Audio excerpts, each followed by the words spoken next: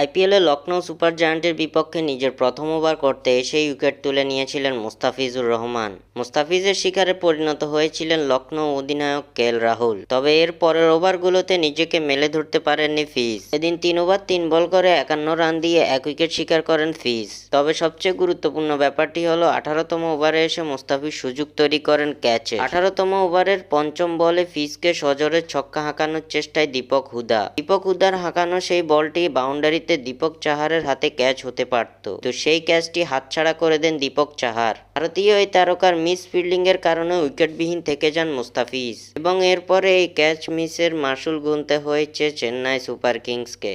দীপক চাহারের এই ক্যাচ মিসের কারণে মূলত খেই হারিয়ে ফেলে চেন্নাই, যার ফলে লখনৌ সুপার জায়ান্টের কাছে 6 উইকেটের পরাজয়ের মুখ দেখেছে চেন্নাই সুপার কিংস।